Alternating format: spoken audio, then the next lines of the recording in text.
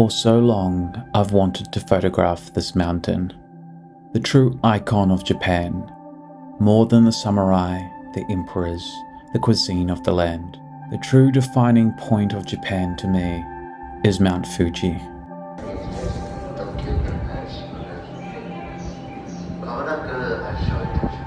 We started the morning off at the train station, where we hoboed our way to Mount Fuji, where I was able to get this shot whilst on the train. Sure, Mount Fuji may not be the main subject of this photo, but that's just it. This mountain has such a presence in the day-to-day life here that I think it's fitting to have the mountain looming in the background. Once we got off the train, the first point of call was to find a side street so I could take a photo of Mount Fuji looming over the village.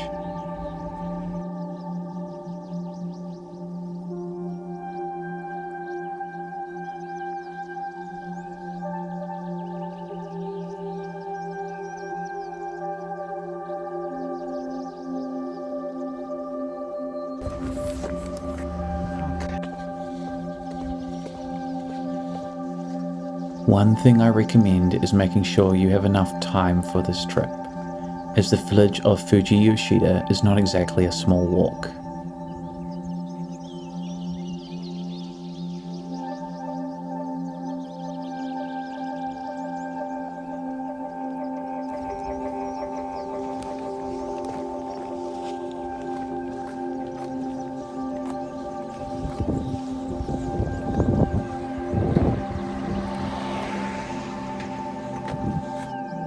I tried to get a reflection shot here, but these mirrors are up quite high, so it was difficult to get the right angle.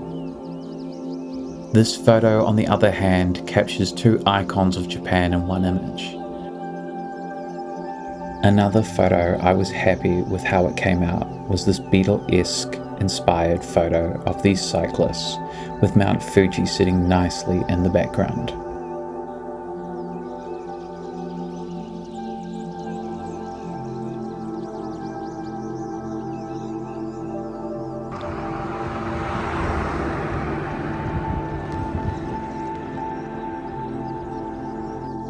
Whilst I was walking through the village, I came across this old camera store with this old Fuji sign and decided that I had to take this photo. Now, we finally made it to the famous Lawsons, or so I thought. Being so busy, I didn't prep for this trip properly. So we were a few kilometers from the famous Lawsons that you see on Instagram and TikTok.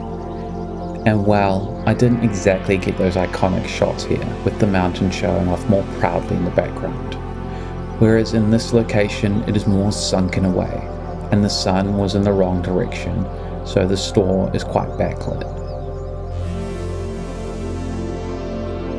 I did also take the shot on Fuji C200. The negative film didn't do too much better than the slide film, but sometimes that's just what happens.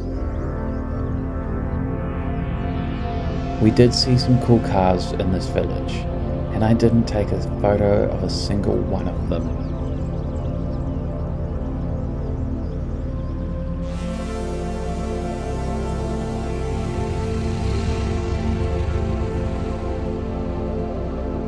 We continued walking, but this time towards the lake, but decided that as it was quite far to walk, and we'd already been walking for an hour with our heavy bags, we instead walked to the bus station and caught a bus to the lake.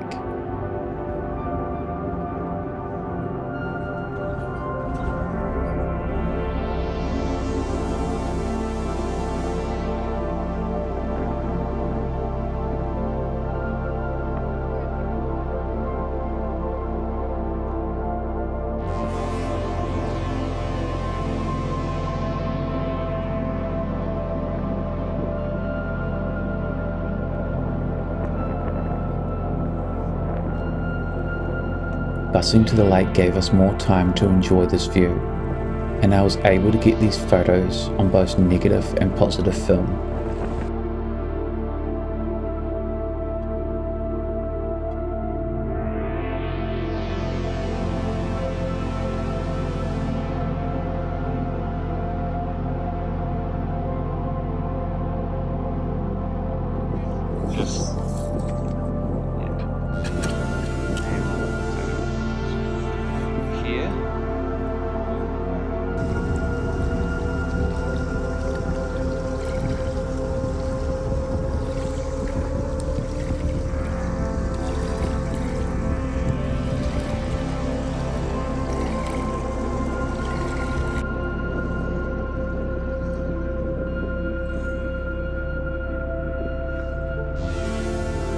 For a while I've wanted to shoot Mount Fuji in infrared, and I decided to shoot with 20-year-old expired Konica infrared.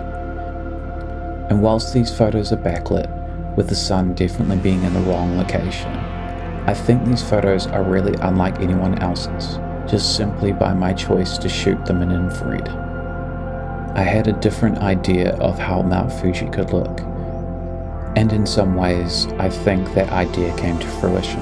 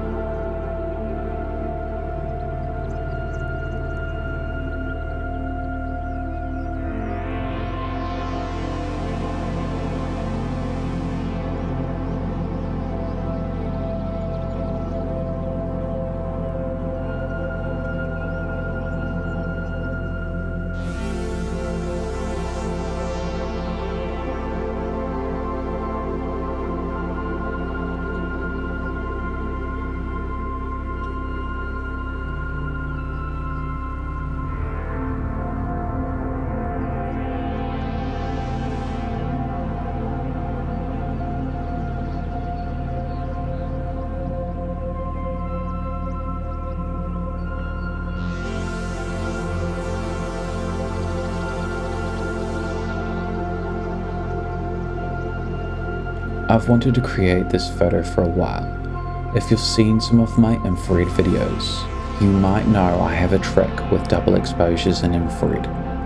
And I wanted to try it with Mount Fuji and my C220. And whilst not perfect, as I only gave this one go due to the wind, it's a cool, unique image with no Photoshop. It looks exactly like this on the negative. And I think I can say that without a doubt, no one else has probably taken this kind of image before here. What's in production?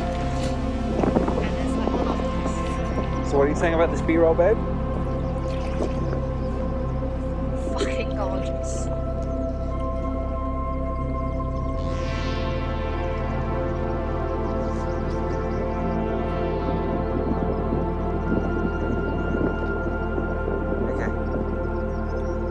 I also managed to get a few sneaky shots of Qing, and then a few more of other parts of the lake before the sun went down.